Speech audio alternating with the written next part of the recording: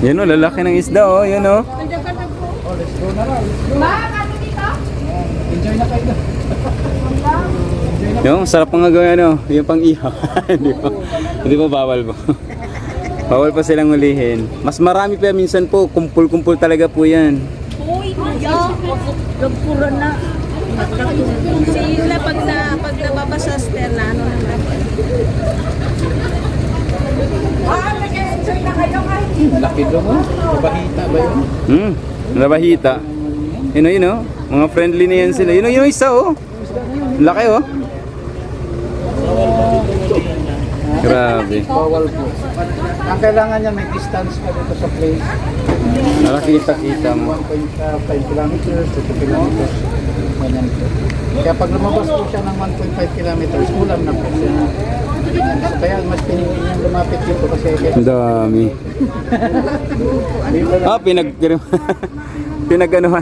Pinagkurumpulan no. Mga busog na yung iba eh. Ano kada po niya na ilan na ulitan kanang palada. Grabe, ang dami mga isda. Kala mo basura? Hindi yan. Mga isda yan no. Gumagalaw oh.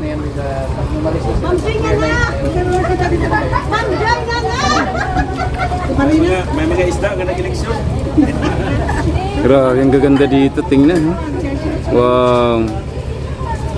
Buhay na buhay ang mga isda dito.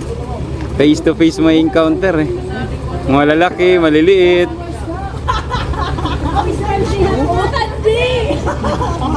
Ang dami. Dito yan sa Pambato Reef.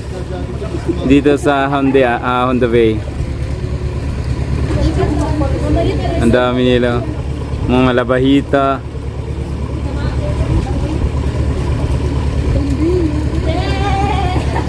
Grabe, ganda tingnan. Nakaka-amaze. Ang dami dito, maliliit oh.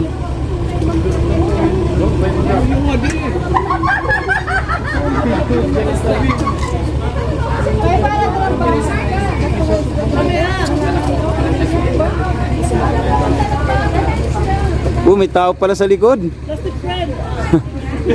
Mayroon pala. Grabe ang lalim niya oh.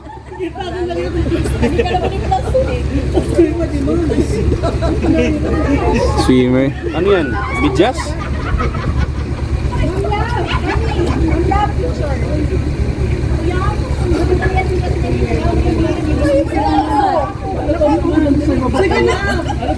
Gagaling maglangoy oh. Para ka lang naglalakad lang oh. Ang dami.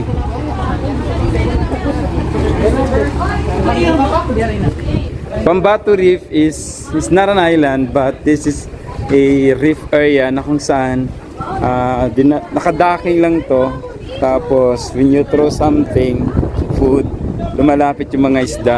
At actually friendly na may mga isda na dito. Parang adaptable na sila sa mga ginagawa dito.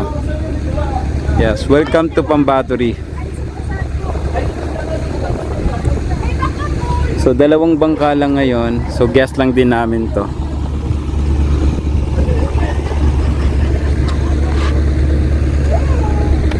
Pag kayo naman nandito, may experience nyo the same thing. Kaya try nyo na po dito sa Palawan. Try to visit and experience here in Puerto Princesa Island Tour Destination here in Honda Bay.